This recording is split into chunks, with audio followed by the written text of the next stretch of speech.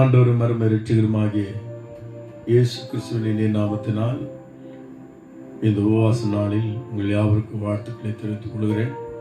நாம் ஜெபிப்போம். எங்களை நேசிக்கும் நல்ல ஆண்டவரே, பரலோக பிதாவே, உங்களுடைய குமாரனாகிய இயேசு கிறிஸ்துவின் திருநாமத்தினால் நாங்கள் கர்த்தாவே உங்களுடைய சமூகத்தை நாங்கள் இந்த நாள் நோக்கி பார்க்க இந்த ஆராதனை எங்களுக்கு ஆசீர்வதித்தார். தடைகளை மாற்றும், எங்களோடு பேசும் ஆண்டவருடைய சமூகத்தில் நாங்கள் விண்ணப்பிக்கும், ஆராதிக்கும், திருவசனத்தை தியானிக்கும், எங்களுக்கு ஒத்தாசைகளும் எல்லா மேன்மை துதி புகழ் உங்களுக்கு சேரட்டும். இயேசுவின் மூலம் ஜெபிக்கிறேன் நல்ல பிதாவே.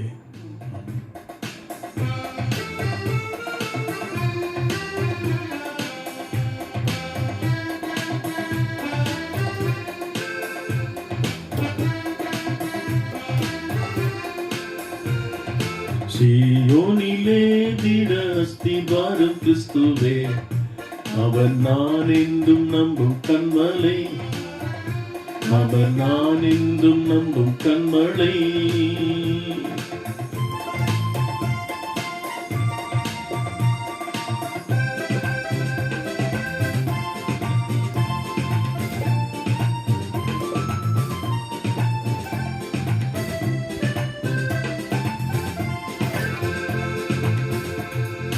கலங்கிடுவேனோ பதறிடுவேனோ, கர்த்தரில் விசுவாசம் இருக்கையிலே. கலங்கிடுவேனோ பதறிடுவேனோ, கர்த்தரில் விசுவாசம் இருக்கையிலே.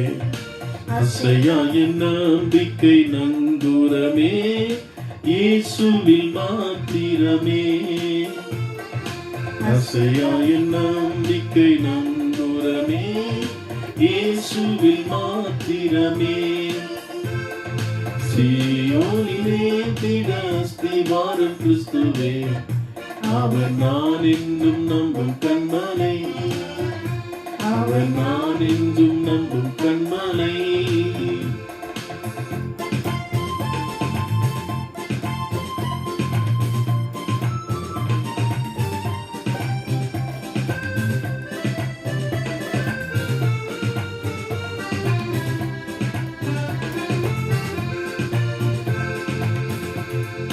புயலடித்தாலும் மழை மோதினாலும், எவருக்கு எதிராய் எழும்பினாலும்.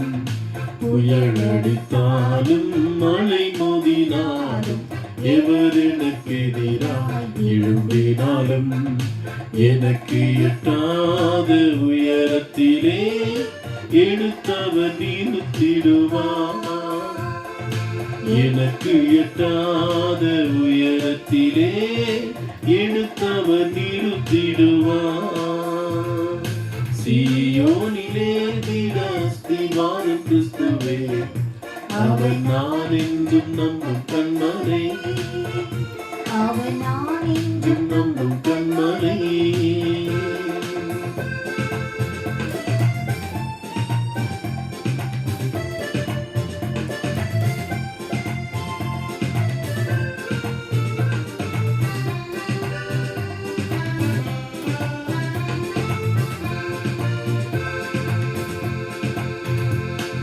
வியாதியினாலே காயம் வருந்தி வாடிய மரநிழல் சூழினும்.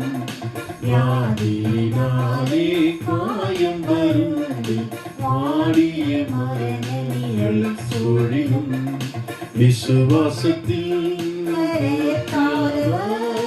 வாக்கை நான் மாற்றிடுவேன்.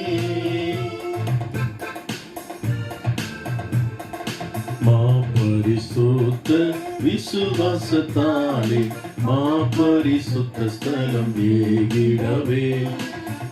பரிசுத்த விசுவாசத்தாலே பரிசுத்த ஸ்தலம் ஏகிடவே. இவை வழியாய் தம் சரீரத்தினால் திறந்தானே தூய வழி. இறை வழியாய் தம் சரீரத்தினால் திறந்தானே தூய வழி. சீயோனிலே திட அஸ்திபாரம் கிறிஸ்துவே, அவர் நான் என்றும் நம்பும் கண்மலை, அவர் நான் என்றும் நம்பும் கண்மலை.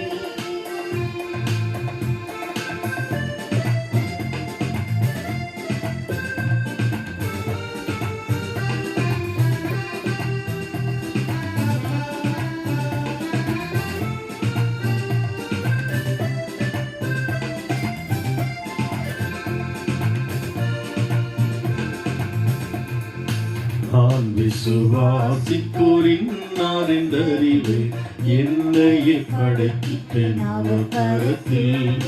நான் விசுவாசிப்போரின் அறிந்தறிவே என்னையே படைத்திட்டேன் அவர் கரத்தில். முடிவு வரை என்னை நடத்திடுவார், மூச்சுமாய் ரட்சிப்பாரே. முடிவு வரை என்னை நடத்திடுவார், மூச்சுமாய் ரட்சிப்பாரே. சீயோனிலே திட அஸ்திவாரம் கிறிஸ்துவே, அவர் நான் என்றும் நம்பும் கண்மலை. நான் என்றும் நம்பும் கண்மலை. சீயோனிலே திட அஸ்திவாரம் கிறிஸ்துவே, அவர் நான் என்றும் நம்பும் கண்மலை. அவர் நான் என்றும் நம்பும் கண்மலை. அவர் நான் என்றும் நம்பும் கண்மலை.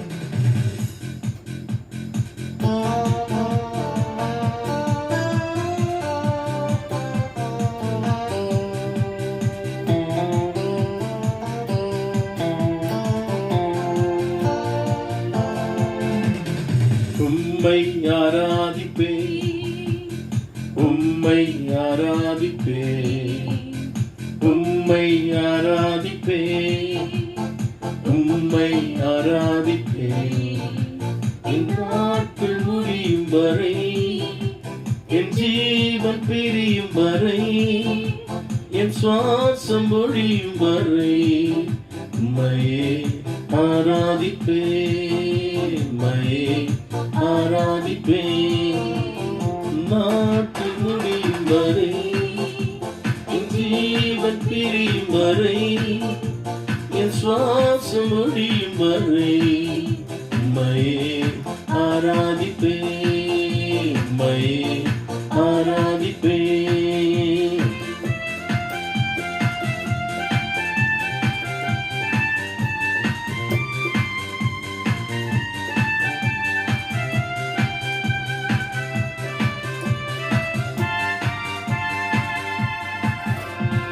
தாயின் கருவில் பாகும் முன்னே சொல்லி அழைத்தவன் நீரே.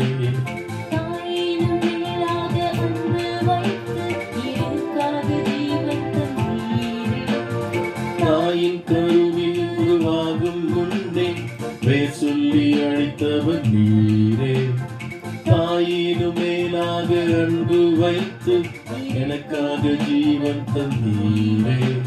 என் நாட்கள் முடியும் வரை, என் ஜீவன் பிரியும் வரை, என் சுவாசம் ஒழியும் வரை உம்மையே ஆராதிப்பேன், உம்மையே ஆராதிப்பேன்.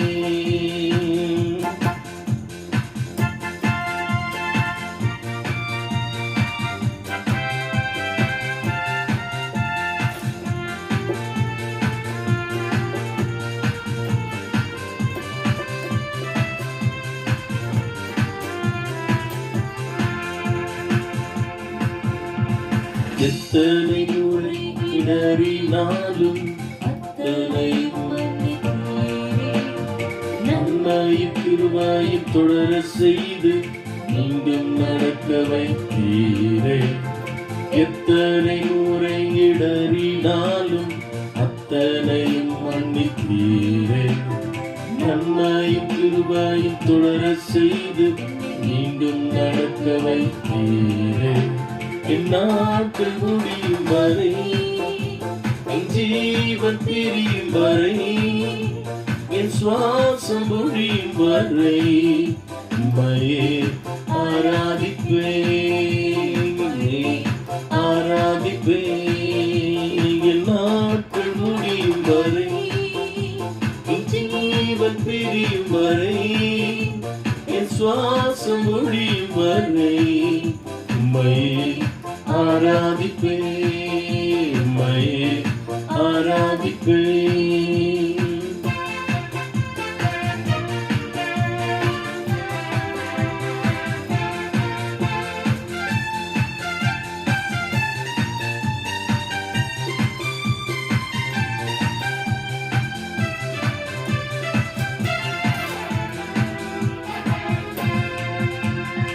ஆவி என்று என்னை தள்ளிடாமல் அன்போடு அணைத்துக் கொண்டீரே, என்னையும் உம்மிடம் சேர்த்துக் கொள்ள எனக்காக மீண்டும் வருவீரே. அன்போடு அணைத்துக் கொண்டீரே, என்னையும் உம்மிடம் சேர்த்துக் கொள்ள எனக்காக மீண்டும் வருவீரே. நாட்கள் முடியும் வரை, என் ஜீவன் பிரியும் வரை, என் சுவாசம் முடியும் வரை உம்மையே ஆராதிப்பேன், உம்மையே ஆராதிப்பேன். என் நாட்கள் முடியும் வரை, என் ஜீவன் பிரியும் வரை, என் சுவாசம் முடியும் வரை உம்மையே ஆராதிப்பேன், உம்மையே ஆராதிப்பேன். அவரை ஆராதித்து மகிமைப்படுத்துவது எத்தனை பெரிய பாக்கியம். இந்த பக்தன் சொன்னான், என் நாட்கள் முடியும் வரை, என் ஜீவன் பிரியும் வரை, என் சுவாசம் முடியும் வரை உம்மையே நான் ஆராதிப்பேன். இவளை எனக்கென்று ஏற்படுத்தினேன், என் துதியை சொல்லி ஒரு ஆண்டு சொன்னாரே, அவரை நாம் ஆராதிப்பது எத்தனை பெரிய பாக்கியம். பலிபீடத்திலே இந்த வேளையில் நம்மை படைத்தவர்களாக நாம் அவரை நோக்கி பார்ப்போம்.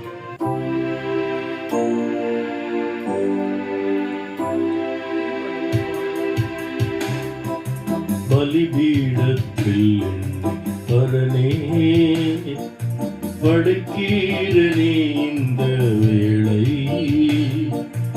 அடியேனை திருசித்தம் போல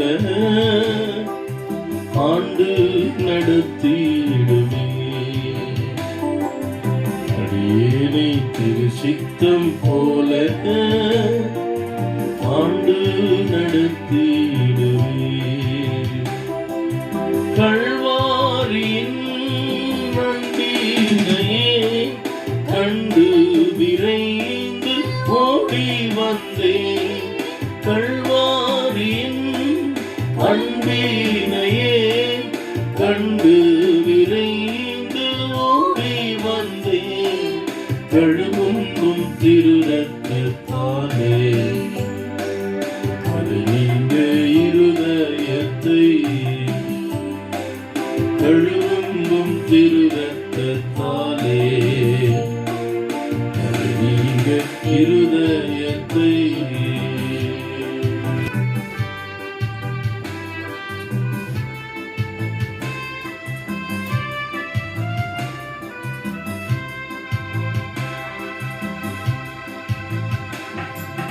நீரின்றி தாய் ஏதும் செய்திடையலேனையா, எப்பீரே வழுவாது என்னை காத்து மக்கானிருத்தி. எப்பீரே வழுவாது என்னை காத்து மக்கானிருத்தி. கல்வாரியின் அன்பினையே கண்டு விரைந்து ஓடி வந்து. கல்வாரியின் அன்பினையே கண்டு விரைந்து ஓடி வந்தேன். கழுவும் திருரத்தாலே நீங்க இருதயத்தை, கழுவும் திருரத்தாலே நீங்க இருதயத்தை.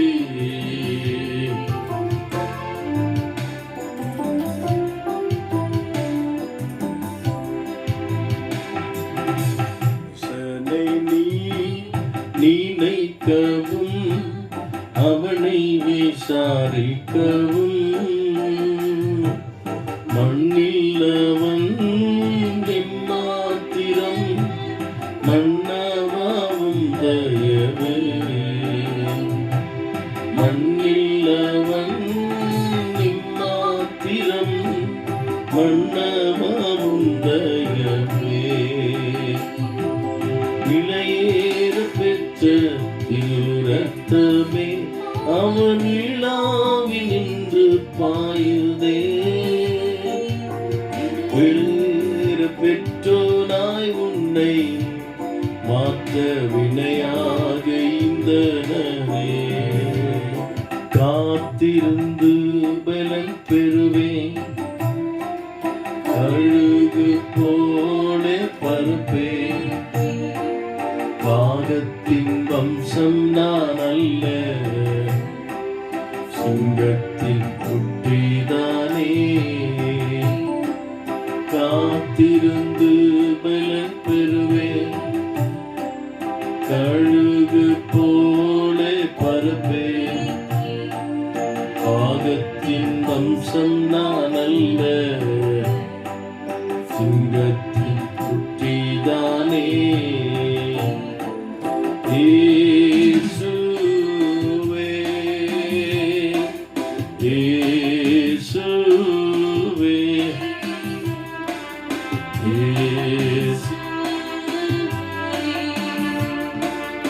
எல்லாம் எனக்கு நீரே இயேசுவே இயேசுவே இயேசுவே எல்லாம் எனக்கு நீரே எனது மனவாளனே என்னிதய ஏக்கமே இனியவரே இயேசையா உம்மைத்தான் தேடுகிறேன் உம்மைத்தான் நேசிக்கிறேன் எனது மனவாளனே என்னிதய ஏக்கமே இனியவரே இயேசையா உம்மைத்தான் தேடுகிறேன் நான் உம்மைத்தான் நேசிக்கிறேன் இயேசுவே இயேசுவே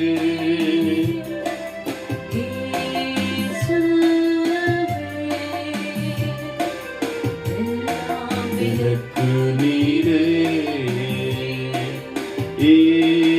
இயேசுவே இயேசுவே இயேசுவே எல்லாம் எனக்கு நீரே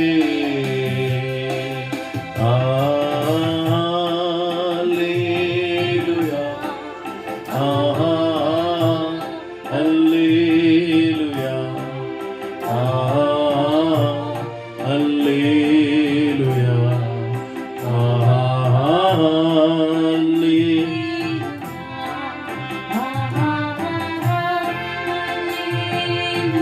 Thank you, Lord. Hallelujah. Hallelujah. Amen.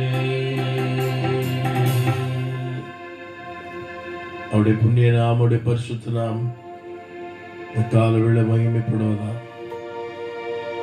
ஒருவரை துதிக்கும் கனத்துக்குரியவர் நாம் அவருடைய கரத்தின் கிரிகளாக இருக்கிறோம்.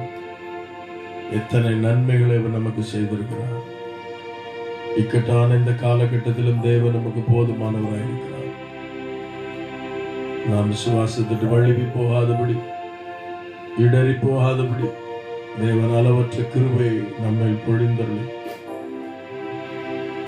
அப்போஸ்தலனாகிய பவுல் சொன்னது போல கிறிஸ்துவின் அன்பை விட்டு ஒன்றும் என்னை பிரிக்க மாட்டாது என்று அவர் நிச்சயித்திருந்தது போல இந்த நாளிலும் கர்த்தருடைய அன்பு இன்னும் அவருக்கு என்று வாழ, அவரை பற்றி கொண்டிருக்க அவர் பாராட்டின இரக்கங்களுக்காக நாம் நன்றி சொல்ல வேண்டும். இந்த நாட்களிலும் தேவன் விசேஷித்த கிருபையினால், தேவ தம்முடைய ஜனத்திற்கு பலத்தினாலும் ஆண்டவர் இடைக்கட்டி புதிய அனுபவங்களுக்குள்ளே கர்த்தர் வழி நடத்த, சோர்ந்து போகாதிருக்க, துவண்டு போகாதிருக்க தேவன் செல்லும்படியாக அவர் சமூகத்தை நாம் நோக்கி பார்த்து கொண்டிருக்கிறோம். அவருக்கு காத்திருக்கிற ஒரு நாள் மீட்கப்பட்டு போகிறதில்லை. நிச்சயமாக தேவன் நமக்கு பதில் தருகிறவராயிருக்கிறார். மனம் சோர்ந்து போய் இந்த வேளையில் காணப்படுமானால் ஆண்டவர் நம்மை பலப்படுத்தி நம்மை நடத்த ஒரு வல்லவராயிருக்கிறார். பயப்படாதே, நான் உனக்கு துணை நிற்கிறேன் என்று சொன்ன தேவன், நான் உன்னை விட்டு விலகுவதில் என்னை கைவிடுதல் என்று சொன்ன தேவன், அவர் நம்மோடு கூட இருக்கிறாரே. ரோசை கூட கர்த்தரை நோக்கி நாம பார்க்கலாமா? ஆண்டவரே, என்னுடைய வாழ்க்கை பயணம் வனாந்திரத்திலே யாக்கோபு தனிமையாக இருந்த போது அவனோடு நீர் இடைப்பட்டு பரலோக காட்சி அவன் காண முடிந்தது. தேவன் அவனோடு கூட வானம் திறந்து பேசினீர். எங்களுடைய வாழ்க்கை, இந்த விசுவாச வாழ்க்கை, எங்களுடைய ஆவிக்குரிய வாழ்க்கை அவிதமாக இருக்க இதனால் எங்களுக்கு உதவி செய்யும் என்று கர்த்தரை நோக்கி பார்க்கலாம். பருத்துக்கேறும் படிகள் போலவே என் பாதை தோன்ற பண்ணுமையா எங்கள் தேவனே. என் பாதை தோன்ற பண்ணுமையா எங்கள் தேவனே. கிருபையாக நீர் எனக்கு தருவதெல்லாம் உமதன்பை அருமையாக என்றழைக்கும் அன்பின் தூதராக செய்யும் தேவனே. நான் உமதண்டையில் இன்னும் நெருங்கி சேர்வதே என் ஆவல் பூமியில். இன்னும் நெருங்கி சேர்வதே என் ஆவல் பூமி. ஆமாண்டவரே, இன்னும் நெருங்கி சேர்வதுதான் என் ஆவல். அந்த ஆவலோடு இந்த காலவெளியை கர்த்தரை நோக்கி பார்ப்போம். இன்னும் நெருங்கி நான் இடத்துல சேர வேண்டும் ஆண்டவரே. இவ்வுலகத்திலே வாழ்க்கையிலே எனக்கு வருகிற நெருக்கத்தின் மத்தியில நான் உண்மை நெருங்கி சேர நீர் எங்களுக்கு கிருபை செய்யும். நெருக்கத்தை கண்டு ஒடுங்கி போகிறவர்கள் அல்ல என்று பவுல் எழுதினாரே, மடிந்து போடுகிற அல்ல என்று பவுல் எழுதினாரே, வெட்கப்பட்டு போர் அல்ல என்று எழுதினாரே. நன்றி கர்த்தாவே, நாங்கள் இன்னுமே நெருங்கி வாழ, உங்களுடைய கிருபாசனத்திலே கிட்டி வாழ உதவி செய்வீராக. நீங்க அப்படி செய்ய போவதற்காக நன்றி ஆண்டவரே. ஆராதனை ஜெபிக்கிற ஒவ்வொரு பிள்ளைகள் மேல் உடைய பிரசன்னம் இறங்குவதா, சமூகம் மேல் இறங்கி வரட்டும் ஐயா. ஆண்டவரே, சுற்றி வருகிற அவருடைய வாழ்க்கையில் வருகிற அந்த பாடுகள், நெருக்கங்கள் இன்னும் இடத்தில் நெருங்கி வருவதற்கு உதவி செய்கிறதற்காக நன்றி ஆண்டவரே. மை அண்டிக் கொள்ள, மை பிடித்துக் கொள்ள நீர் அவர்களுக்கு கிருபை கொடுக்கிறதற்காக நன்றி செலுத்துகிறேன். ஒருவரும் ஒருபோதும் ஒன்றும் ஆண்டவரை அவர்களை மேற்கொள்வது இல்லை என்கிறதை நிச்சயித்துக் கொண்டுள்ள அந்த சமூகத்தில் வருகிறோம். நாங்கள் வந்தடையத்தக்க கண்மலை நீரா இருக்கிறேன். உம்மிடத்துல வருகிறோம் ஆண்டவரே. தொடர்ந்து எங்களோடு நீர் இடைப்படுவீராக. உடைய பிள்ளைகளை பலப்படுத்துவீராக. ஆண்டவரே, எலியாவை பலப்படுத்தின தேவன், ஆமென். இந்த நாளிலும் இந்த பிள்ளைகளை பலப்படுத்துவீராக. யோசுவாவை தைரியப்படுத்தின தேவனுடைய பிள்ளைகளை தைரியப்படுத்துவீராக. ஆமென். அல்லேலூயா. அன்னாளுக்கு பதில் உரைத்த தேவன் பதில் கொடுப்பீராக. ஆபிரகாமுக்கு வாக்கு பண்ணினவர் வாக்குத்தத்தங்களை கொடுப்பீராக. யாக்கோபோடு ஆண்டவரே, இந்த சொற்பனத்திலே இடைப்பட்டவனை ஆசீர்வதித்த தேவன் நிச்சயித்து கொண்டுள்ள கடந்து போகத்தக்கதா நாளுடைய பிள்ளைகளோடு இடைப்படுவீராக. நீங்க அப்படி செய்ய போதுக்கு நன்றி. இயேசு கிறிஸ்துவின் மூலம் வேண்டுகிறேன் நல்ல பிதாவே, ஆமென். Praise the Lord. ஆண்டவராகிய இயேசுவின் நாமத்தினாலே உங்கள் யாவருக்கும் வாழ்த்துக்களை தெரிவித்துக் கொள்கிறேன். இந்த நாளில் கூட நாம் இந்த உபவாச நாளிலே தேவனுடைய வசனத்தை தியானிப்பதற்கு முன்பதாக நாம் ஜெபிப்போம். எங்களை நேசிக்கும் நல்ல ஆண்டவரே, பரலோக பிதாவுடைய குமாரனாகிய இயேசுவின் நாமத்தினால் இந்த நாளிலும் உடைய வார்த்தை தியானிக்கும் எங்களோடு கூட நீர் இடைப்படுவீராக. பரிசுத்தர் முழு பொறுப்பெடுப்பீராக. எல்லா மேன்மையும் துதி புகழும் உமக்கு கொண்டு வருகிறோம். இயேசு கிறிஸ்துவின் மூலம் வேண்டுகிறேன் நல்ல பிதாவே, ஆமென். அன்புக்குரியவர்களே, இந்த நாளிலும் சங்கீதங்களின் புஸ்தகம் 18ஆம் சங்கீதம் 31ஆம் வசனத்தை நாம் தியானத்துக்கு எடுத்துக்கொள்வோம். கர்த்தரை அல்லாமல் தேவன் யார்? கர்த்தரை அல்லாமல் தேவன் யார்? நம்முடைய தேவனை அன்றி கன்மலையும் யார்? நம்முடைய தேவனே அன்றி கன்மலையும் யார்? இந்த வேத வசனத்தில் அவர் நம்முடைய கண்மலை என்று பக்தன் இங்க சொல்லுகிறத நாம் வாசிக்கிறோம். இந்த ஆராதனையின் துவக்கத்தில் ஒரு பாடல் ஒன்றை பாடணும். சியோனிலே திட அஸ்திபாரம் கிறிஸ்து, அவர் நான் என்றும் நம்பும் கண்மலை. நம்முடைய ஆண்டவர் நமக்கு அவர் கண்மலையாய் இருக்கிறார் என்று வேதத்தில் பல முறை பல இடங்களில் எழுதப்பட்டிருக்கிறதை வாசிக்கிறோம். புதிய ஏற்பாட்டு காலத்திலும் அப்போஸ்தலர்களும் பழைய ஏற்பாட்டு கால பரிசுத்தவான்களும் ஆகமங்களிலும் அவர் கண்மலையாக இருந்ததையும் கண்மலை என்று அவர் தன்னை கூறிக்கொள்கிறதும் வேதத்தில் நம்ம வாசிக்கிறோம். நம்முடைய தேவன் கண்மலையாக இருக்கிறார். இந்த கண்மலை குறித்து சில காரியங்களை தியானிக்க இந்த காலவெளியில் நாம் இந்த நேரத்தை எடுத்துக்கொள்வோம். முதலாவது, இந்த கண்மலை எப்படியெல்லாம் நமக்கு உதவுகிறது என்பதை நாம் வேதத்திலிருந்து வாசிக்கலாம். ஆண்டவர் ஒரு கண்மலையாக இருக்கிறார். வேதாகமத்தில் 121ஆம் சங்கீதத்தில் வாசிக்கும் பொழுது அவரை பர்வதம் என்று தாவீது அழைக்கிறதை பார்க்கிறோம். எனக்கு ஒத்தாசை வரும் பர்வதங்களுக்கு நேராய் என் கண்களை ஏறெடுக்கிறேன் என்று அவன் சொல்லுகிறான். ஆகவே வேதத்திலே பர்வதம் என்றும் கண்மலை என்றும் மலைகளுக்கு ஒப்பாக அவரை சொல்லப்பட்டிருக்கிறதை நாம் வாசிக்கிறோம். முதலாவதாக, எப்படியெல்லாம் இந்த கண்மலை நமக்கு பயனுள்ளதாக இருக்கிறது?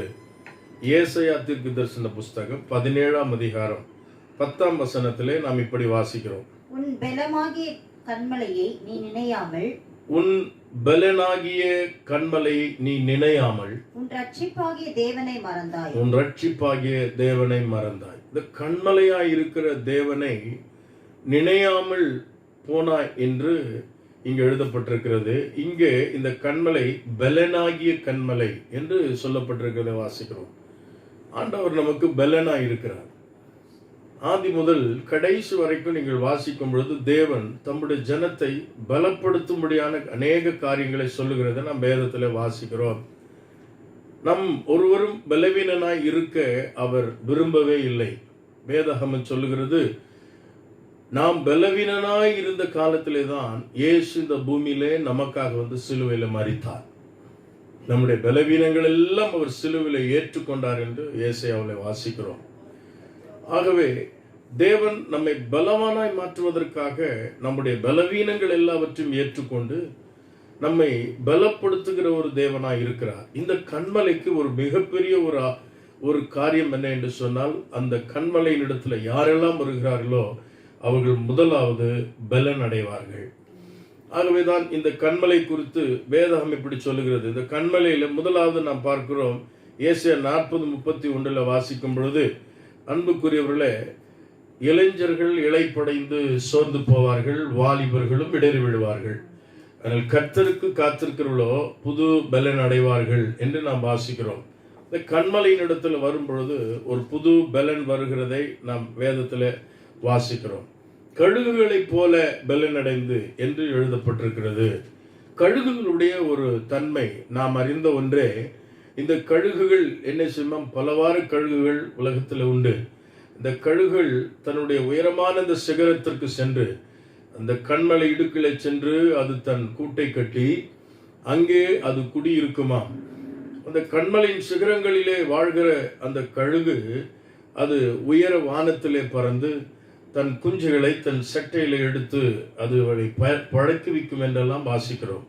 உயர பறந்து கீழே இருக்கிற இரையை அது உற்று நோக்கி அதை எடுத்துக்கொள்கிறதையும் நாம் உலகத்தில் நாம் பார்க்கிறோம். அருமையானவர்களே, இங்கு சொல்லப்பட்டிருக்கிற இந்த கழுகு ஏன் ஆண்டவர் குறிப்பிட்டிருக்கிறார் என்று சொன்னால், கழுகுடைய காரியம் அது கண்மலையின் சிகரங்களில் சென்று உயரமான இடத்துல அங்கே அமர்ந்து தன்னுடைய வயது சென்ற அந்த நேரத்தில் தன்னுடைய இறகுலாம் முதிர்ந்து போகிற ஒரு காலத்தில் அதில் இருக்கிற எல்லா இறகுகளும் முதிர்ந்து போகுமா.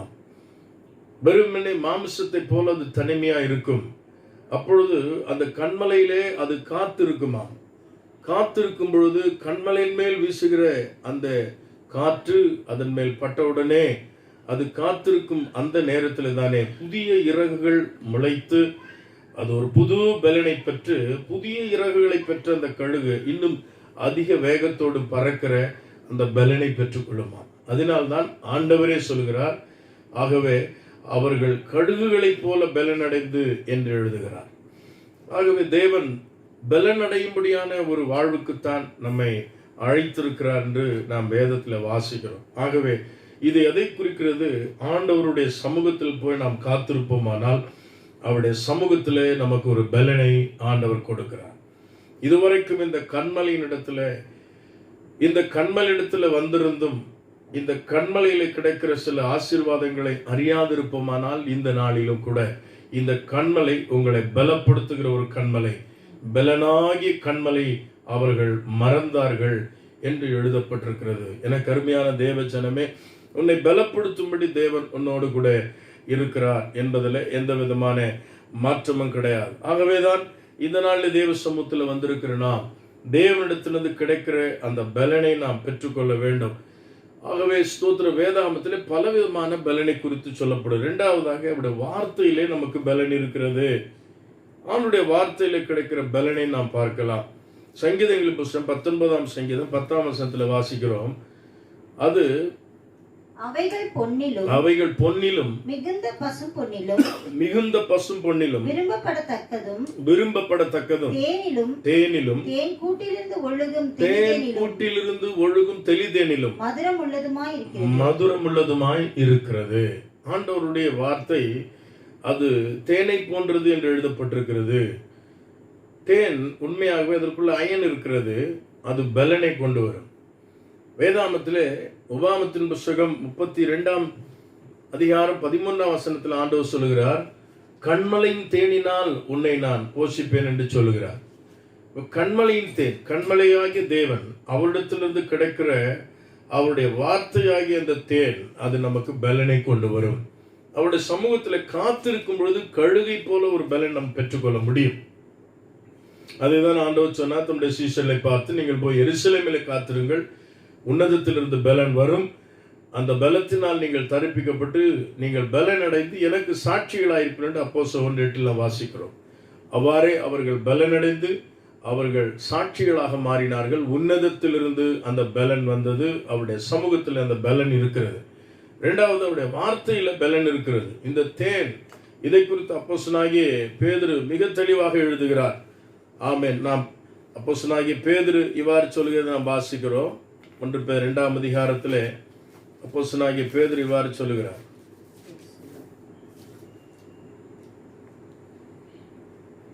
3ஆம் வசனத்திலிருந்து நீங்கள் வாசிக்கும் பொழுது, நீங்கள் வளரும்படி புதிதாய் பிறந்த குழந்தைகளைப் போல திருவசனமாகி கலங்கமில்லாத ஞானப்பாலின் மேல் வாஞ்சையாயிருங்கள். ஆகவே இந்த களங்கமில்லாத ஞானப்பால் என்று இந்த தேவனுடைய வசனத்தை குறித்து இங்கு அவர் சொல்லுகிறதை பார்க்கிறோம். அங்கே தேனை பற்றி சொல்லுகிறார், இங்கே பாலை பற்றி சொல்லுகிறார். உங்களுக்கு தெரியும், ஒரு குழந்தை அது பருகுவது, அது வளருவதற்கு முதலாவது அதுக்கு தேவையானது பால்.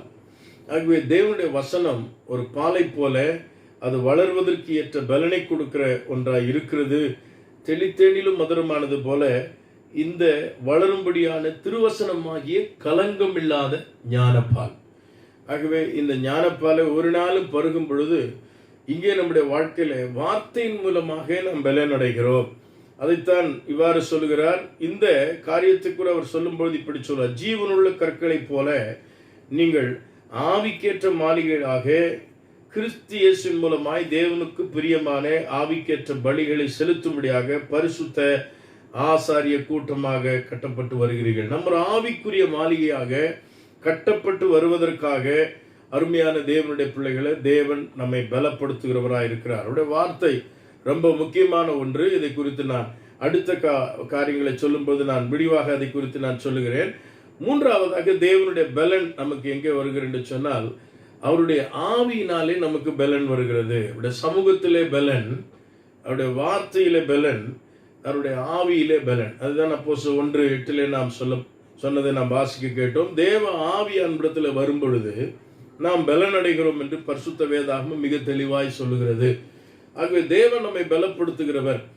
இஸ்ரவேல் ஜனங்களை குறித்து சொல்லும்போது அவர்கள் அந்த மேகத்தின் கீழ் வந்தார்களாம், அவர்களில் ஒருவனும் பலவீனனாய் இருக்கவில்லை. அது அவருடைய சமூகத்தை குறிக்கிறது. அவருடைய வார்த்தையை பெற்றுக்கொண்டவர்கள் அந்த வார்த்தையினாலே பலனடைந்து, அருமையான தேவனுடைய பிள்ளைகளே, அவர்கள் தேவ வார்த்தையின் மூலமாக பலனடைந்து கர்த்தருக்கு சாட்சிகளாக மாறினார்கள். அவருடைய ஆவியின் மூலமாக பலனடைந்து ஆண்டவருக்கு மகிமுள்ள சாட்சிகளாக மாறுகிறதை இந்த வேதாகம பகுதியில் வாசிக்கிறோம். ஆகவே இவை அனைத்தும் இந்த கன்மலையின் இடத்திலிருந்து நமக்கு கிடைக்கிறது.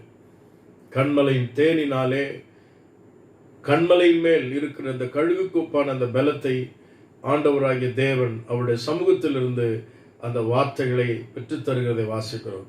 ஆண்டவர் கூட மோசையை அழைக்கும் பொழுது, நீ நான் காண்பிக்கிற அந்த கொடுமுடிக்கு வா என்று அவனை அழைத்தார். அந்த கன்மலையில் வைத்துதான் ஆண்டவர் தன்னுடைய வார்த்தைகளை மோசேக்கு கொடுத்தார். ஆகவேதான் எனக்கு அருமையான தேவனுடைய பிள்ளைகளே, இந்த கன்மலையாகிய தேவன், இந்த கன்மலையாகிய தேவனை நாம் மறந்து போகாமல், அவர் நம்முடைய கன்மலையாய் இருக்கிறபடினால் இந்த கன்மலையோடு கூட நாம் வைத்திருக்கிற அவருடைய பிரசன்னத்திலே நாம் காத்திருக்கும் பொழுதும், அவருடைய ஆவியிலே நிறைந்து நாம் அவருடைய பிரசன்னத்தில் நாம் வாழும் பொழுதும், அவருடைய வார்த்தையை கேட்டு அதில் வளரும் பொழுதும் பலவான்களாக தேவன் நம்மை மாற்றுகிறார். ஒருவனும் அவர்களில் பலவீனனாய் இருக்கவில்லை.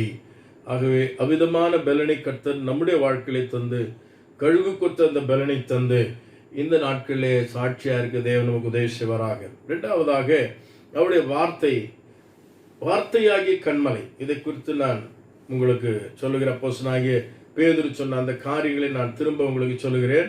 மத்தேயு எழுதின சுவிசேஷம் 7ஆம் அதிகாரம் 24ஆம் வசனத்திலே இப்படி வாசிக்கிறோம். வார்த்தையாகிய கன்மலை, பெலனாகிய கன்மலை நாம் பார்த்தோம். இப்பொழுது வார்த்தையாகிய கன்மலை நாம் தியானிக்கலாம். ஆகையால் நான் சொல்லி இந்த வார்த்தைகளை கேட்டு இவைகளின்படி செய்கிறவன் எவனோ அவனை கன்மலையின் மேல் தன் வீட்டை கட்டின புத்தியுள்ள மனுஷனுக்கு ஒப்பிடுவேன். கன்மலையாகிய அவருடைய வார்த்தை, இந்த வார்த்தை ஆகிய தேவன் ஆண்டவராகிய இயேசு கிறிஸ்துவை நாம் இங்கு பார்க்கிறோம். ஆண்டவர் நமக்கு கன்மலையாய் இருக்கிறார். அவர் நமக்கு பலனை கொடுக்க ஆண்டவர் கன்மலையாய் இருக்கிறார். இங்கே அவர் வார்த்தையாய் இருக்கிறார். இந்த வார்த்தை ஒரு கன்மலை கூப்பிட்டு ஆண்டவர் சொல்கிறதை பார்க்கிறோம். புத்தி உள்ள மனிதன், புத்தி அற்ற மனுஷன். ஒருவன் மணலின் மேல் தன் வீட்டை கட்டுகிறான். ஒருவன் புத்தி உள்ள மனிதன் அந்த கற்பாறையின் மேல் தன் வீட்டை கட்டுகிறான். இருவரும் கட்டினார்கள். மணலின் மேல் கட்டின வீடு அது இடிந்து போனது, அது விழுந்து போனது என்று நாம் பார்க்கிறோம். ஆகவே ஒரு நம்பிக்கையற்ற நிலைமையிலே அவன் கட்டினான். அது சீக்கிரத்திலே விழுந்து போய்விட்டது. மணல் கட்டினதினாலே மழை வந்தது, வெள்ளம் வந்தது, அரிப்பு கண்டது, விழுந்து போனது. ஆனால் கற்பாறையின் மேல் கட்டின வீடு, இயேசு சொல்கிறார், அது நிலைத்திருந்தது. அது அந்த கற்பாறை என்று அவர் குறிப்பிடும் போது, என் வார்த்தையின்படி கட்டுகிற, அவருடைய வார்த்தையின்படி கட்டுகிற ஒரு மனிதனுடைய வாழ்க்கை அது நிலைத்திருக்கிற ஒன்றாயிருக்கிறது. ஆகவே கற்பாறையின் மேல் கட்டின வீடு, கண்மலையாகிய அந்த வார்த்தையின் மேலே நம்முடைய வாழ்க்கையை கட்டுவோமானால் நாம் என்றென்றைக்கும் நிலைத்திருக்கிற ஒரு ஜீவியத்தை செய்ய முடியும். உலக வாழ்க்கையிலே நாம் பலனற்று போகிறோம். நம்மை பலவானாய் மாற்றுகிற ஒரு தேவன் இந்த உலக வாழ்க்கையிலே, அருமையான தேவனுடைய பிள்ளைகளே, நாம் ஸ்திரமற்ற ஒரு நிலைமையில காணப்படுகிறோம். ஆக உறுதியற்ற ஒரு நிலைமையில காணப்படுகிறோம். நம்முடைய வாழ்க்கையை உறுதிப்படுத்துவதற்கு தேவனுடைய வார்த்தை போதுமானதாக இருக்கு. வேதம் அதைத்தான் சொல்லுது, அவர் தம்முடைய வார்த்தையை அனுப்பி அவர்களை அழிவுக்கு தப்புவிக்கிறாராம். ஆகவே தேவனுடைய வார்த்தை எத்தனை ஒரு மேலானது என்பதை நாம் வேதத்திலிருந்து நாம் வாசிக்க கேட்கிறோம். ஆகவே சங்கீதங்களின் 40ஆம் சங்கீதம் 2ஆம் வசனத்தில் தாவீது சொல்லும் பொழுது சொல்லுகிறார், நான் உளையான சீற்றிலும் பயங்கரமான குழியிலும் இருந்து என்னை தூக்கி எடுத்து கண்மலையின் மேல் என்னை நிறுத்தி என்று அவர் சொல்லுகிறார். கண்மலையின் மேல் நிறுத்தப்பட்ட ஒரு மனிதனுடைய வாழ்க்கை அது உறுதியாய் நிலைத்திருக்கிற ஒன்றாய் இருக்கிறது. எத்தனை சோதனைகள் எத்தனை பாடுகள் வந்தாலும் அது உறுதியாய் இருக்கிறதை பார்க்கிறோம். ஆகவேதான் இந்நாட்களில் மனிதர்கள் கட்டிடங்களை கட்டும் பொழுது அவர்கள் உறுதியான ஒரு இடத்தை தேடி அங்கு கட்டிடங்களை கட்டுகிறதை பார்க்கிறோம். ஆகவே அந்த உறுதியற்ற நிலைமையிலே உறுதியற்ற ஒரு இடத்துல அது கட்டிடங்களை கட்டுவார் என்று சொன்னால் அது விழுந்து போவதற்கு ஏதுவாக இருக்கும். அது ஒரு மனிதனுடைய வாழ்க்கையில் அவனுடைய ஸ்திரத்தன்மைக்கு அவனுடைய அடித்தளம் மிக முக்கியமானது. ஆகவே கண்மலையாகி கிறிஸ்துவின் மேல் அல்லேலூயா நம்முடைய வாழ்க்கை கட்டப்பட வேண்டியது அவசியமாய் இருக்கிறது. கண்மலையாகிய கிறிஸ்து மிக முக்கியமாய் அவரோடு கூட இணைக்கப்பட்ட அந்த வாழ்க்கையை குறித்து தாவீது சொல்லுகிறார், என் அடிகளை உறுதிப்படுத்தி அவரை துதிக்கும் புது பாடலை என் வாயில் கொடுத்தார், அநேகர் அதை கண்டு அஞ்சி நடுங்கி கர்த்தரை நம்புவார் என்று சொல்கிறார். ஆகவே நம்முடைய வாழ்க்கை மற்றவர்கள் தேவனை துதிக்கும்படி மற்றவருடைய பார்வைக்கு மேன்மையாக இருக்க வேண்டுமானால் இந்த கண்மலை பலனாகி கண்மலை மட்டுமல்ல வார்த்தையாகிய கண்மலையாய் இருக்கிறது. இதன் மேல் உங்களுடைய வாழ்க்கை கட்டுவீர் என்று சொன்னால் அது நிலைத்திருக்கும். இயேசு ஆண்டவராகிய இயேசு கிறிஸ்து 15 யோவான்ல சொல்லும்போது சொல்கிறார், ஒருவன் எண்ணிலும் என் வார்த்தையில் நிலைத்திருந்தால் அவன் மிகுந்த கனி கொடுப்பான். ஒருவன் எண்ணில் என் வார்த்தையில் நிலைத்திருந்தால் அவன் எனக்கு சீஷனாயிருப்பான். ஆகவே ஆண்டவருடைய வார்த்தையில நிலைத்திருக்கும் பொழுது நாம் கனி கொடுக்கிறவர்களாக அவரை பிரதிபலிக்கிற சீடர்களாக இன்னும் அசைக்கப்பட முடியாத உறுதியான கற்பாறையின் மேல் கட்டப்பட்ட ஒரு வீடாக நாம் காணப்படுவோம். என்று சொன்னால் இதனுடைய அஸ்திபாரத்தினுடைய அவசியத்தை வேதாகம் நமக்கு மிக தெளிவாய் சொல்கிறது. அதைத்தான் 1 யோவான்ல நாம் 2ஆம் அதிகாரத்தில் வாசிக்க போசனாகி பேதுரு குறித்து மிக தெளிவாய் சொல்லுகிறார். நாம் ஆவிக்கேற்ற மாளிகையாக நாம் கட்டப்பட்டு வருகிறோம். அதற்கு மூலைகள் ஆண்டவராகிய இயேசு கிறிஸ்துவாய் இருக்கிறார். மூலைகள் ஆகிய இயேசு கிறிஸ்துவின் மேலே அப்போஸ்தலர்கள் வழியாக ஆண்டவர் கொடுத்த உபதேச சத்தியங்கள் அதற்கு அஸ்திபாரமாய் இருக்கிறது. இதன் மேல் ஒரு மனிதன் தன் வாழ்க்கையை கட்டுவானேயானால் அந்த மனிதனுடைய வாழ்க்கை என்றென்றைக்கும் நிலைத்திருக்கும். ஆகவே இயேசு கிறிஸ்துவாகிய மூலைக்கல்லை நாம் மறந்துவிடக்கூடாது. அந்த கண்மலையை நாம் ஒரு நாளும் மறந்து விடவே கூடாது. அஸ்திபாரமாகிய உபதேசத்தை ஒரு நாளும் தள்ளிவிடவே கூடாது. உறுதியான வாழ்க்கைக்கு அடித்தளமாய் இருக்கிற இந்த மூலைக்கற்களும் அஸ்திபாரம் மிக அவசியம் என்பதை இங்கு அவர் சொல்லுகிறதை நாம் வாசிக்கிறோம். 6ஆம் வசனத்திலே வார் சொல்கிறார், அந்தபடி இதோ தெரிந்து கொள்ளப்பட்டதும் விலையேற பெற்றதுமாய் இருக்கிற மூலைக்கல்லை சீயோனில் வைக்கிறேன். அதன் மேல் விசுவாசமாய் இருக்கிறவன் வெட்கப்படுவதில்லை. அதன் மேல் விசுவாசமாய் இருக்கிறவன் வெட்கப்படுகிறது இல்லை என்று வேதத்தில் சொல்லி இருக்கிறது. விசுவாசம் ரொம்ப அவசியம். கிறிஸ்துவ வாழ்க்கையில விசுவாசம் இல்லாமல் வருகிறதெல்லாம் பாவமாயிருக்கும் என்று எழுதப்பட்டிருக்கிறது.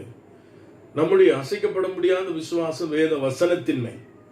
ஆகவேதான் இந்த கண்மலையாகிய கிறிஸ்துவை, கண்மலையாகிய தேவனை, கண்மலையாயிருக்கிற வார்த்தையாயிருக்கிற இந்த அஸ்திபாரத்தை நாம் மிக முக்கியமாக கவனிக்க வேண்டும். சியோனிலே நான் மூலைக்கல்லை சியோனிலே வைக்கிறேன், அதன் மேல் விசுவாசம் வைக்கிறவன் வெட்கப்பட்டு போகிறதில்லை. ஆகவேதான் சியோனிலே திட அஸ்திபாரம் கிறிஸ்து, அவர் நான் என்றும் நம்பும் கண்மலை என்று நான் பாடினேன்.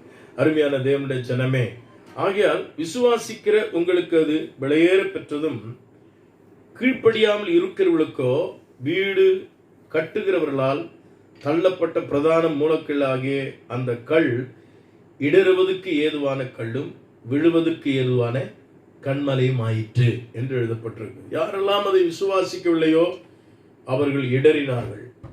யாரெல்லாம் விசுவாசித்தார்களோ அவர்கள் சாட்சிகளாக மாறினார்கள். என் அன்பு சகோதரனே, சகோதரியே, உங்களுடைய வாழ்க்கையில இந்த பாறையின் மேல் நீங்கள் விசுவாசம் வைக்க வேண்டும். அதனால்தான் சீமோன் பேதுருவை தேவன் அழைத்த போது அவனை தன் வார்த்தை கொண்டு உருவாக்கினார். தன் சமூகத்தில் அவனை காத்திருக்க செய்தார்.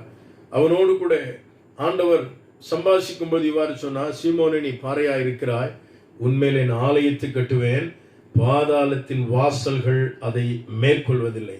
அர்த்தம் என்ன? மூளைக்கல்லாகிய கிறிஸ்துவின் மேல் விசுவாசம் வைக்கிற ஒருவனும் ஒரு நாள் வெட்கப்பட்டு போகிறதில்லை. அவன் மூலமாய் தேவனுடைய ராஜ்யம் நிலைத்திருக்கும். அவன் மூலமாய் தேவனுடைய நாமம் மகிமைப்படும். அவன் மூலமாய் அருமையான தேவனுடைய பிள்ளைகளே, தேவனுடைய மாளிகை எழும்பும். பாதாளத்தின் வாசல் ஒரு நாளும் மேற்கொள்வதில்லை. ஆகவே சத்துரு உங்களை மேற்கொள்ளாது இருக்க வேண்டுமானால், இரண்டாவதாக நீங்கள் இந்த கண்மலை வார்த்தையாகி இந்த கண்மலையோடு உங்களுடைய வாழ்க்கை எப்பொழுதும் இணைந்திருக்க வேண்டியது அவசியமாய் இருக்கிறது என்பதை நான். ஒரு லட்சாதிபதியாகிய ஒரு மனிதன் இருந்தான். அந்த மனிதன் ஒரு சிறு புத்தகத்தை அவன் வாங்கியிருந்தான். அவனிடத்துல சிலர் பேட்டி கண்டார்கள். ஐயா, உங்களுடைய இத்தனை பெரிய தொழில் செய்கிற உங்களுடைய தொழிலுக்கு நீங்கள் மூலாதாரமாக முதலீடாக நீங்கள் எவ்வளவு அதிகமான பணத்தை நீங்கள் செலுத்தி முதலீடு செய்து நீங்கள் பெற்றுக்கொண்ட அந்த பிசினஸை குறித்து சொல்ல முடியுமா என்று சொல்லி அவரிடத்திலே கேட்டபோது அவர் சொன்னார், என்னுடைய வாழ்நாளிலே 11 வயதாக இருக்கும் பொழுது நான் தோளினால் உருவாக்கப்பட்ட ஒரு வேதாகம புத்தகத்தை என்னுடைய சண்டே கிளாஸ் டீச்சர் இடத்தில் நான் பெற்றுக்கொண்டேன். அந்த வேத புத்தகம் தான், அந்த வேத புத்தகத்தை நான் என்னுடைய சண்டே கிளாஸ் டீச்சர் இடத்துல $2.72 நான் அதை வாங்கினேன். அதுதான் என் வாழ்க்கையில் அதிகமான முதலீடு செலுத்தி நான் பெற்றுக்கொண்டதாக, என்னுடைய தொழிலிலே நான் என்னுடைய சம்பாத்தியத்திலே நான் முதலீடு செய்து பெற்றுக்கொண்ட மிகப்பெரிய வெற்றிக்கான ஒரு காரியம் அதுதான் இருக்கும் என்று சொல்லி அந்த மனிதன் பகிர்ந்து கொண்டானான். ஆகவே தன்னுடைய பிசினஸ்ல தான் பெற்றுக்கொண்ட செல்வத்தை அவன் பெருமையாக சொல்லவில்லை. தான் முதலீடு செய்த மிக அதிகமான பணத்தை கூட அவன் பெருமையாக சொல்லவில்லை. தான் சொற்ப பணத்தை செலுத்தி அவன் பெற்றுக்கொண்ட அந்த பொக்கிஷமாகிய வேதத்தை மேன்மையாக சொன்னான். ஆகவே தான் சொல்லுகிறேன், வார்த்தையாகிய கண்மலையோடு உங்கள் வாழ்க்கை இருக்குமானால் அது என்றென்றைக்கும் நிலைத்திருப்பதற்கு அது ஏதுவாயிருக்கும். ஆகவே வார்த்தையும் தேவனுடைய பிள்ளைகளும் ஒரு நாளும் பிரிக்க முடியாது. ஆகவே இதன் அருமையான தேவனுடைய பிள்ளைகளுடைய வாழ்க்கை அவிதமாய் இருக்க வேண்டும் என்று வேதாகம் மிக திட்டம் தெளிவாய் சொல்லுகிறது. ஆகவே தான் வீடு கட்டுகிறவன் ஆகாது என்று தள்ளப்பட்ட அந்த கல்லே தலைக்கு மூளைகள் ஆயிற்றேன். ஒருவேளை இதுவரைக்கும் தள்ளப்பட்ட நிலைமையில் இருக்கலாம். இயேசு கிறிஸ்து தள்ளப்பட்ட ஒரு கல்லை போல் இருந்தார். அவரை குறித்து வேதம் முழுவதும் அதைத்தான் எழுதப்பட்டிருக்கிறது. ஒருவேளை நீ அதை விசுவாசிப்பாயானால் நீ வெட்கப்பட்டு போகாமல் நீ அதற்கு சாட்சியாய் மாறுவாய். இல்லை என்றால் அது உனக்கு இடரலுக்கு ஏதுவான ஒரு பாறையாக மாறி உன் வாழ்க்கையில் வெட்கப்படும்படியான சூழ்நிலை ஏற்பட்டுவிடும். ஆகவே உன் வாழ்க்கையின் உறுதிக்கு, கிறிஸ்துவோடு தேவனோடு இருக்கிற ஐக்கியத்திற்கு அடையாளமாய் உன் வாழ்க்கையை பலனாய் வைத்துக் கொள்வதற்கு நீ செய்ய வேண்டிய காரியம் வேத வசனத்தை வாசிக்கவும் கை கொள்ளவும் நம்முடைய வாழ்க்கையை ஒப்புக் கொடுக்க வேண்டும். அதைத்தான் சொல்கிறார், திருவசனத்துக்கு நீங்கள் கீழ்ப்படியாதவர்களாய் இருந்து இடறுகிறார்கள், அதற்கென நியமிக்கப்பட்டும் இருக்கிறார்கள். நீங்களோ அந்தகாரத்தில் நின்று தம்முடைய ஆச்சரியமான ஒளியிடத்திலே வரவழைத்தவருடைய புண்ணியங்களை அறிவிக்கும்படி தெரிந்து கொள்ளப்பட்ட சந்ததியாயும் ராஜரீக ஆசாரிய கூட்டமாயும் இருக்கிறீர்கள் என்று தேவ வசனத்தை கை கொள்ளுகிற பிள்ளைகளை சொல்லுகிறார். ஆகவே திருவசனத்துக்கு கீழ்ப்படியாமல் இடறுவதை பார்க்கலாம். திருவசனத்தை கை கொண்டு அநேகருக்கு ஆச்சரியமான ஒலியிடத்தில் வரவழைக்கிற, அநேகருக்கு இந்த புண்ணியங்களை அறிவிக்கிற அப்படிப்பட்ட ராஜரீக ஆசாரிய கூட்டமாக இருக்க கர்த்தர் தாமே நமக்கு உதவி செய்வாராக. ஆகவே வேதம் இப்படி சொல்லுகிறது. நீங்கள் வாசித்து பார்க்கும் பொழுது, வீடு கட்டுகிறவர்கள் ஆகாதென்று தள்ளின கல்லே, வீடு கட்டுகிறவர்கள் ஆகாதது என்று தள்ளின கல்லே மூளைக்கு தலைக்கல்லாயிற்று, மூளைக்கு தலைக்கல்லாயிற்று என்று வாசிக்கிறோம். ஆகவே இயேசு கிறிஸ்து குறித்து இதைத்தான் சொல்லப்பட்டிருக்கிறது. ஆகவே அவர் தள்ளப்பட்டார், ஆனால் அதுவே மற்றவருடைய இடர்களுக்கு எதுவாய் மாறினது. இதனாலே நீங்கள் தேவனுடைய வார்த்தையாகிய மூளைக்கல்லாகிய கண்மலையாகிய அந்த வார்த்தையை நீங்கள் ஒரு நாள் விட்டுவிடாதபடி வார்த்தையாகிய கண்மலையோடு உங்கள் வாழ்க்கையை அமைத்துக் கொள்ளுங்கள். கர்த்தர் உங்களை ஆஸ்வதிப்பாராக. மூன்றாவதாக, அவர்களோடு வந்த கண்மலை, நம் கூடவே வருகிற கண்மலை. முதலாவது பலனாகிய கண்மலை, இரண்டாவது வார்த்தையாகிய கண்மலை, மூன்றாவது நம்மோடு வருகிற கண்மலை. 1 கொரிந்தியரின் புஸ்தகம் 10ஆம் அதிகாரம் 4ஆம் வசனத்தில் இவ்வாறு வாசிக்கிறோம். எல்லாரும் ஒரே ஞானபானத்தை குடித்தார்கள். எல்லாரும் ஒரே ஞானபானத்தை குடித்தார்கள். எப்படி எனில் அவர்களோடு கூட சென்ற ஞான கண்மலையின் தண்ணீரை குடித்தார்கள். ஞான கண்மலையின் தண்ணீரை குடித்தார்கள். அந்த கண்மலை கிறிஸ்துவே. அந்த கண்மலை கிறிஸ்துவே. அவர்களோடு கூட வந்த கண்மலை, பலனாகிய கண்மலை, வார்த்தையாகிய கண்மலை, அதன் மேல் நாம் கட்டப்படுகிறோம். மூன்றாவது நம்மோடு கூடவே வருகிற அந்த கண்மலை. கண்மலை அவர்கள் மறந்து விட்டார்கள், விட்டு விட்டார்கள் என்று நாம் 18:31 சங்கீதத்தில் வாசிக்க கேட்டோம். கண்மலையாகிய இந்த தேவனை அவர்கள் மறந்து விட்டார்கள். தேவன் நம்முடைய கண்மலையாயிருக்கிறார். அவரை ஒரு நாள் நாம் மறக்கவே கூடாது. கிறிஸ்து நம்முடைய கண்மலையாயிருக்கிறார். அவர் நம்மோடு பயணிக்கிறவராயிருக்கிறார். வேதம் அதைத்தான் நமக்கு மிக அழகாய் சொல்லி இயேசு சொன்னார்.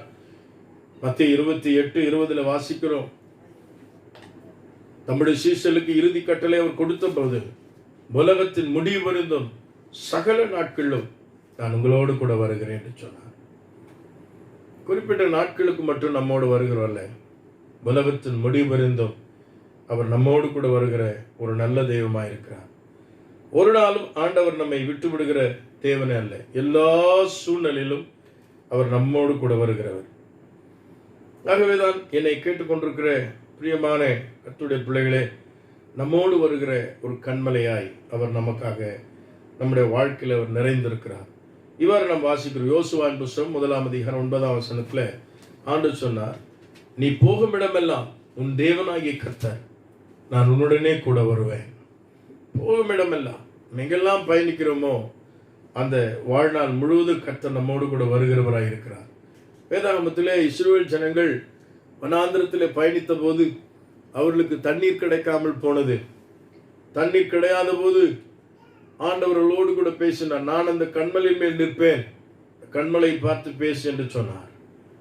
அவர்களுடைய வாழ்க்கையில அன்றைக்கு தாகம் தீர்க்கப்பட்டதை நாம் வேதத்தில் வாசிக்கிறோம்.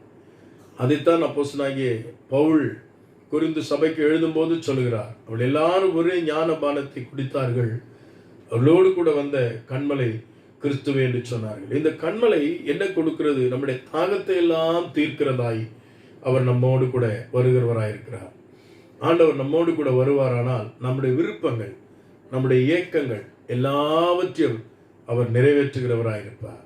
அந்த நாட்களிலே பெர்க்மான்ஸ் அவர்கள் பாடல்களை எழுதின போது, இயேசு கூட வருவார், எல்லாவித அற்புதங்களை செய்வார் என்கிற அந்த பாடல் பிரசித்தி பெற்ற பாடலாக பட்டி தொட்டி கிராமங்களெல்லாம் பாடினார்கள். அவர் கூட வருவாரானால் அதில் அநேக வரிகள் அவர் எழுதுவார். கஷ்டங்கள் தீரும், நோய்கள் தீரும், பிரச்சனைகள் தீரும், ஏனென்றால் அவர் நம் கூட வருகிறார். ஒருவேளை இதுவரைக்கும் இந்த கண்மலை நான் விட்டுவிட்டிருந்தேன், இந்த காலை வேளையில இந்த கண்மலை நான் ஒரு நாள் விட்டு விடாதபடி என்னோடு கூட வருகிற அந்த கண்மலையோடு நான் பேச போகிறேன்.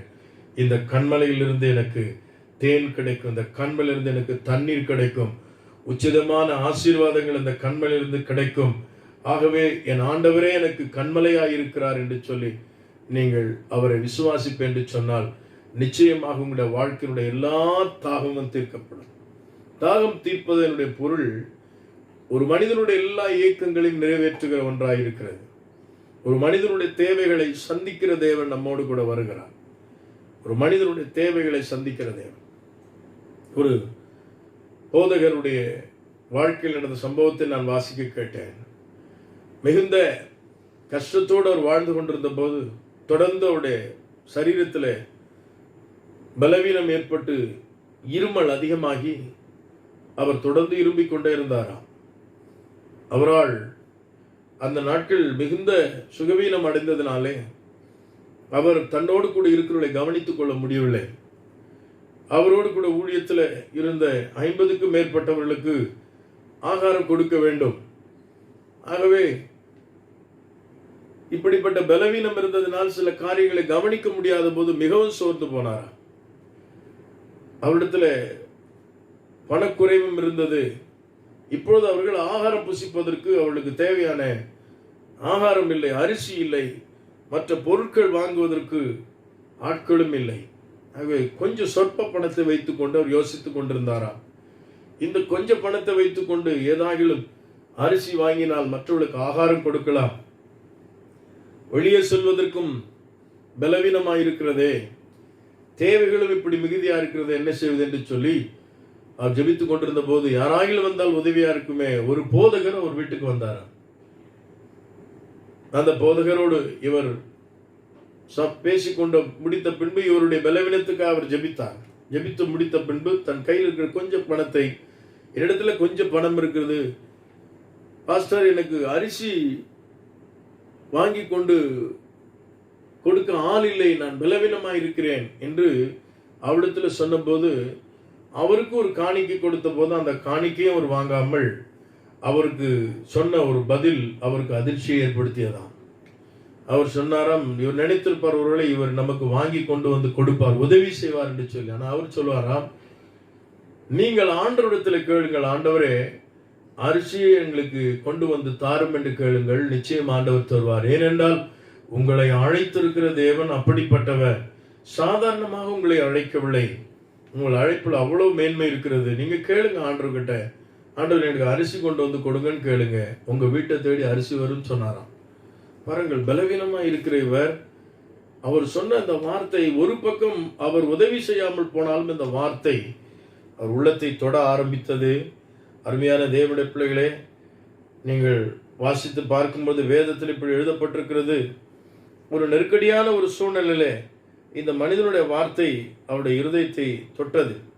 உள்ளத்தை தொட்டபோது ஒரு பக்கம் அது கஷ்டமாய் தெரிந்தாலும் கூட, அருமையான தேவனுடைய பிள்ளைகளே, அந்த வார்த்தையிலே அவருக்கு விசுவாசம் பிறக்க ஆரம்பித்ததாம். சற்று வெட்கப்பட ஆரம்பித்தாராம். ஏன் ஆண்டவர் நமக்கு செய்யக்கூடாது, அவர் நமக்கு இப்படி சொன்னாரே, நாம் தேவனிடத்தில் விசுவாசத்தோடு கேட்போம் என்று வேதம் சொல்கிறது போல, ஏற்ற சமயத்தில் சொல்லப்பட்ட வார்த்தை வெள்ளித்தட்டில் வைக்கப்பட்ட பொற்பழங்களுக்கு சமானம் என்று சொன்னது போல் அவருடைய வார்த்தை அவருடைய உள்ளத்தை தொட ஆரம்பித்தது. அவர்கள் எல்லாரும் சேர்ந்து விசுவாசத்தோடு ஜெபிக்க ஆரம்பிச்சாங்க. ஆண்டவரே, எங்களுக்கு தேவையானதை நீங்கள் கொண்டு வந்து கொடுக்கவும் வல்லவராயிருக்கிறீர் என்று ஒரு ஜெபம் செய்தார்களாம். பாருங்கள், இவர்கள் ஜெபித்து முடிப்பதற்குள்ளதாக அவர்கள் வீட்டுக்கு ஒரு ஆட்டோ வந்து நின்றது. அந்த நாட்களிலே தொலைபேசி வசதியும் கிடையாதாம். அங்கே ஒரு மனிதன் ஒரு மூட்டை 100 கிலோ அரிசியை கொண்டு வந்து அவருக்கு கொடுத்தாராம். வாழ்க்கையிலே ஒருவேளை இந்த நாட்களில் வெளியே செல்லவும் முடியவில்லை, உடல்ல பலவீனங்கள், தேவைகள் மிகுதி, என்ன செய்வேன் என்று கலங்கி கொண்டிருக்கிற எத்தனையோ குடும்பங்கள், எத்தனையோ மக்கள் கஷ்டப்படுகிறார்கள். ஆனால் நம் ஆராதிக்கிற தேவனாகிய நம்முடைய கண்மலை நம் கூடவே வருகிறவர், நம் தேவையை சந்திக்கிறவர். வனாந்திரத்திலே அவர்களுக்கு 3 நாட்களுக்கு மேலாய் தண்ணீர் கிடைக்கவில்லை, நாவறண்டு போனார்கள். தண்ணீர் கிடையாமல் அவர்கள் அப்படியே அழிந்து போவதற்கு தேவன் விரும்பவில்லை. அவர் கற்பாறையிலிருந்து தண்ணீரை கொடுத்தார். என் அருமையான தேவ ஜனமே, அந்த கண்மலை கிறிஸ்துவே என்று அப்போஸ்தலனாகிய பவுல் சொல்கிறார். உங்களோடு ஒரு கண்மலை கடந்து வருகிறது. அந்த கண்மலையினிடத்தில் நீங்கள் கேட்கும் பொழுது அது உங்களுக்கு அற்புதத்தை செய்யும். அவ்விடத்தில் நீங்கள் கேளுங்கள், உங்கள் வாழ்க்கையின் தேவை அவர் சந்திக்க வல்லவராக இருக்கிறார். ஆகவே அந்த போதகர் அந்த நாளில் இந்த விசுவாசத்தின் பாடத்தை கற்றுக்கொண்டாராம். தேவன் எங்களுடைய தேவையை கேட்டு யாரோ ஒருவர் மூலமாய் செய்வது அல்ல, அவரே அந்த காரியத்தையும் செய்ய வல்லவராய் இருக்கிறார் என்று சொல்லி.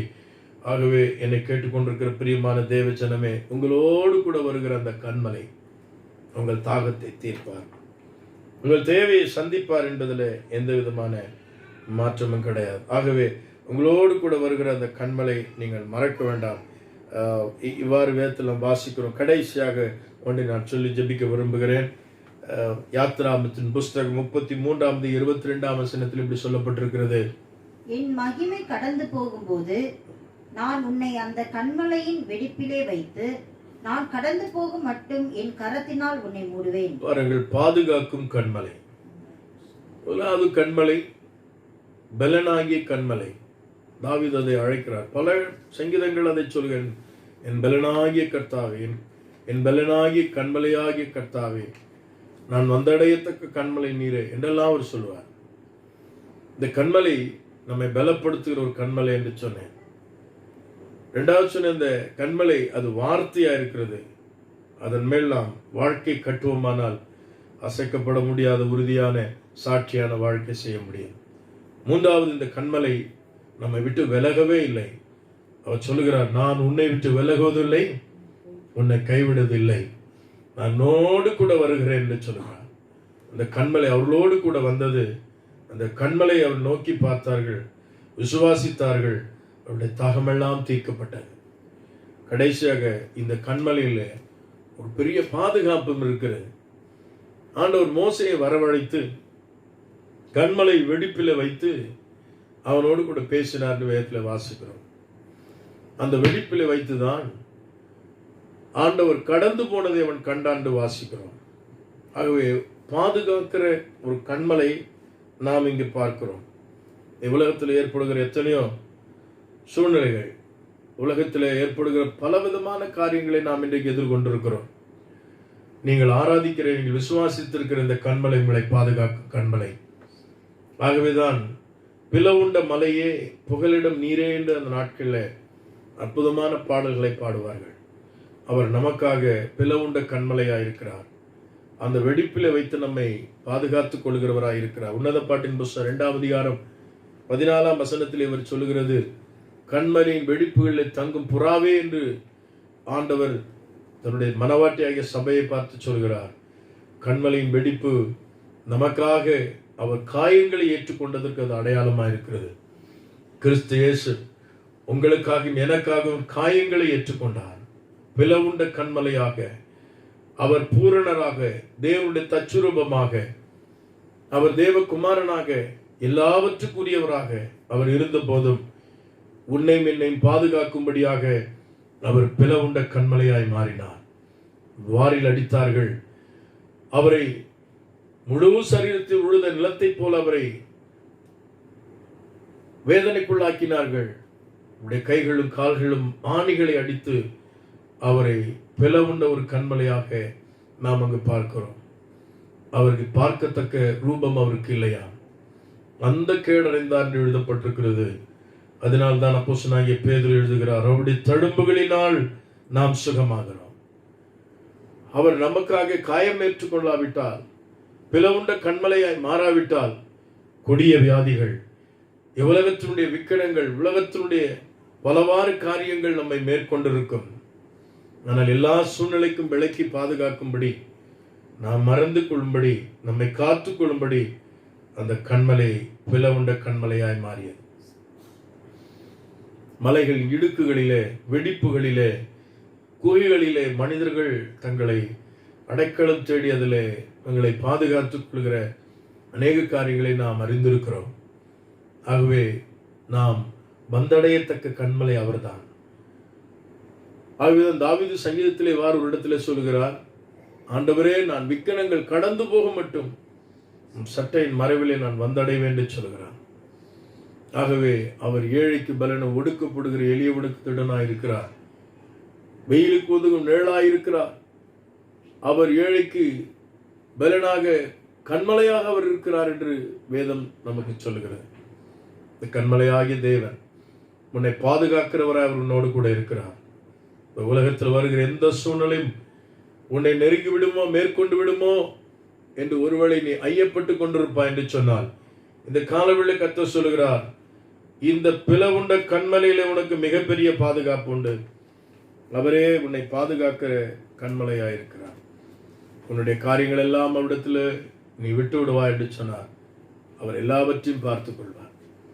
உன் வேதனை, உன் கஷ்டங்கள், உன் துன்பங்கள், நீ எதிர்பார்த்திருக்கிற நன்மைகள் எல்லாவற்றையும் அவர் உன் வாழ்க்கையில திரும்ப கொடுக்க வல்லவராயிருக்கிறார்.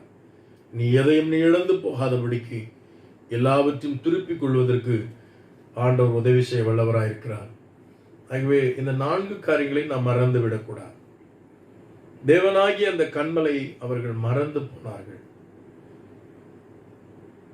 தங்களுடைய கண்மலையாகிய அந்த தேவனை அவர்கள் மறந்து போனார்கள். இன்னைக்கு நீங்களும் நானும் சொல்ல வேண்டும், நான் நம்பும் கண்மலை அவரே என்று நாம் சொல்ல வேண்டும். சியோனிலே திட அஸ்திபாரம் கிறிஸ்து, அவர் நான் என்றும் நம்பும் கண்மலை. நீங்கள் நம்புகிற ஒரு கண்மலை இருக்கிறது. அந்த கண்மலையிலிருந்து பலன் உங்களுக்கு கிடைக்கும். பவுல் அதான் சொல்லுகிறார், என்னை பலப்படுத்துகிற கிறிஸ்துவினால் எல்லாவற்றையும் செய்ய எனக்கு பலன் உண்டு என்று சொல்லி பிலிப்பியர் 4:13 அவர் சொல்லுகிறதை வாசிக்கிறோம். அவர் உங்களை பலப்படுத்துவார். இந்த கண்மலை வார்த்தையா இருக்கிறது, அது பாறையா இருக்கிறது, மூளைக்கல்லா இருக்கிறது. இந்த வார்த்தையாகிய இந்த கண்மலையின் மேல் உங்கள் வாழ்க்கை நீங்கள் கட்டும் பொழுது நீங்கள் உறுதியாக சாட்சியாக மாறுகிறீர்கள். முதலாவது, இந்த கண்மலையோடு உங்கள் உறவு எப்பொழுது இருக்கும் பொழுது இந்த கண்மலை உங்களோடு கூட வருகிறது. அவர் ஒரு நாள் உங்களை விட்டு விடுகிற தேவன் அல்ல. எந்த சூழ்நிலையிலும் அவர் உங்களோடு கூட வந்து உங்கள் தாகத்தை தீர்க்கிற கண்மலை. கடைசியாக இந்த கண்மலை பிளவுண்ட கண்மலை உங்களை எல்லா விக்கனங்களுக்கும் சேதங்களுக்கும் பொல்லாப்புக்கும் உங்களை பாதுகாக்கிற ஒரு கண்மலையா இருக்கிறது. இந்த கண்மலைக்குள்ளே உங்கள் வாழ்க்கையை ஒப்பு கொடுங்கள். நிச்சயமாகவே கர்த்தர் உங்களை பாதுகாத்து வழி நடத்த வல்லவராயிருக்கிறார். நாம் ஜெபிப்போம். எங்களை நேசிக்கிறதானே அன்பின் பரலோக பிதாவே, உடைய குமாரனாகிய இயேசு கிறிஸ்துவின் நாமத்தினால் இந்த வேளையிலும் மக்களுக்காய் ஜெபிக்கிறேன். ஆங்காங்கே கர்த்தாவே, ஆலயத்துக்கு செல்ல முடியாவிட்டாலும் வீடுகளில் அறைகளில் தங்கி உம்முடைய வார்த்தை கேட்கிற உடைய பிள்ளைகளோடு நீர் இடைப்படுவீராக. ஆண்டவரே, தங்களுடைய கண்மலையாகிய இந்த தேவனை அவர்கள் மறந்து போனார்கள் என்று வாசிக்கிறோம். ஆனால் இந்த கண்மலை எப்படிப்பட்டது என்பதை இன்றைக்கு நாங்கள் தியானித்தோம். தகப்பனே, இந்த கண்மலை எங்கள் வாழ்க்கையிலே அது பலனை கொடுக்கிற கண்மலையாக, இந்த கண்மலை எங்களுடைய வாழ்க்கையிலே அது வார்த்தையாகி கண்மலையாயிருந்து எங்களை உறுதிப்படுத்துகிற சாட்சியா நிறுத்துகிற கண்மலையாக, இந்த கண்மலை எங்களோடு பயணித்து வந்து எங்கள் வாழ்க்கையின் தேவையை சந்திக்கிற கண்மலையாக, இந்த கண்மலை பிளவுண்ட கண்மலையாக எங்களை பாதுகாக்கும் கண்மலையாக இருக்கிறது என்று உம்மை குறித்து நாங்கள் தியானித்தோமே. எங்களுக்காக இத்தனை மகத்துவமான காரியங்களை நீர் எழுதி வைத்திருக்கிறீர். இந்த முத்தான சத்தியங்களுக்காக ஸ்தோத்திரம். நாங்கள் பலனற்ற வேளையில்தான் கிறிஸ்து எங்களுக்காக வந்து சிலுவையிலே மரித்தீரப்பா. எங்களை பலவானாய் மாற்றி உமது சமூகத்துக்குள்ள வைத்திருக்கிறீர். அவர்களில் ஒருவனும் பலவீனனாய் இருக்கவில்லை. தகப்பனே, நீர் எங்களுடைய வாழ்க்கையில் கண்மலையாக, வார்த்தையாகி கண்மலையாயிருந்து உங்க மேல உங்க வார்த்தையை சார்ந்து எங்கள் வாழ்க்கை கட்டும் பொழுது தகப்பனே, அநேகருக்கு உடைய புண்ணியங்களை அறிவிக்கிற சாட்சிகளாக எங்களை உறுதியுள்ள மக்களாக நீர் மாற்றியிருக்கிறீர். உம்முடைய வார்த்தை விசுவாசியாதவர்கள் இடறுகிறார்கள். வார்த்தையாகிய இந்த மூளைக்களை விசுவாசிக்கிறவர்கள் அவர்கள் கட்டி எழுப்பப்பட்டு சாட்சிகளாய் மாறுகிறார்கள் என்று சொல்லிக் கொடுத்தீங்க. எங்களோடு வருகிற கண்மலை, எங்கள் தேவைகள் எல்லாவற்றையும் சந்தித்து வந்திருக்கிறீங்க. எங்களோடு வருகிற கண்மலை மட்டுமல்ல, எங்களுக்காய் பிளவுண்ட கண்மலையாய் எங்களை பாதுகாக்கும்படியாய் நீர் எங்களுக்காய் காயங்களை ஏற்றுக்கொண்டீங்க. அவைகளுக்காக நாங்கள் உம்மை ஸ்தோத்திரிக்கிறோம். ஒருவேளை இந்த காலை வேளையில ஆண்டவரே, பலவிதமான சூழ்நிலையோடு இருக்கிற நம்முடைய பிள்ளைகளுடைய தேவை என்ன என்பது உமக்கு தெரியும். பலவீனம் என்ன என்பது உமக்கு தெரியும். சூழ்நிலை என்ன என்பது உமக்கு தெரியும். எல்லாவற்றையும் அறிந்தவர், எல்லாவற்றையும் நிரப்புகிறவர். ஆண்டவரை கிருபையாயிருந்து உம்முடைய பிள்ளைகளுக்கு அற்புதத்தை செய்வீராக. என் கண்மலையாகிய கர்த்தாவே, உம்மிலே நான் அன்பு கூறுவேன் என்று தாவீது சொன்னது போல உம்முடைய பிள்ளைகள் சொல்லட்டும். ஆண்டவரே, இந்த கண்மலை அவர்கள் மறந்து போனார்கள். ஆண்டவரே, இந்த கண்மலை உம்முடைய பிள்ளைகள் இந்த நாட்களில் மறந்து போகாதபடிக்கு இப்பொழுதே தேவன் உம்முடைய பிள்ளைகளை பலப்படுத்துவீராக, பாதுகாப்பீராக, தாகம் தீர்ப்பீராக, உடைய வாழ்க்கை கட்டி எழுப்புவீராக. நீங்க அப்படி செய்கிறதற்காக ஸ்தோத்திரம். ஆண்டவரை, என்ன தேவை எதிர்நோக்கி இருக்கிறார்களோ அந்த தேவைகளை சந்திக்கும்படி, அற்புதங்களை செய்யும்படி நான் ஜெபிக்கிறேன். மனசோர்வுகள், இடரல்கள், வேதனைகள் பெருகாதபடி உம்முடைய பிள்ளைகளை நீர் வேலி அடைத்து பாதுகாத்துக் கொள்ளும். சீக்கிரத்தில் நாங்கள் சபைக்கு கொண்டு தொழுது கொள்ள எங்களுக்கு கிருபித்தார். எங்கள் தேசத்திலே பட்டணங்கள் ஏற்படுகிற எல்லா பொல்லாப்பையும் நீக்கி தேவரீர் ஒரு மாற்றத்தை தாரும். கிருபையாயிரும். எங்களை முற்றிலுமாய் உம்முடைய பாதத்திலே ஒப்புக் கொடுக்கிறோம். இயேசு கிறிஸ்துவின் மூலம் வேண்டுகிறேன் நல்ல பிதாவே. ஆமென், ஆமென். என் ஆத்துமாவே கர்த்தரை ஸ்தோத்திரி, என் முழுமே பரிசுத்த நாமத்தை ஸ்தோத்திரி. என் ஆத்துமாவே கர்த்தரை ஸ்தோத்திரி, அவர் செய்த சகல உபகாரங்களை மறவாதே. ஆமென், ஆமென். God bless.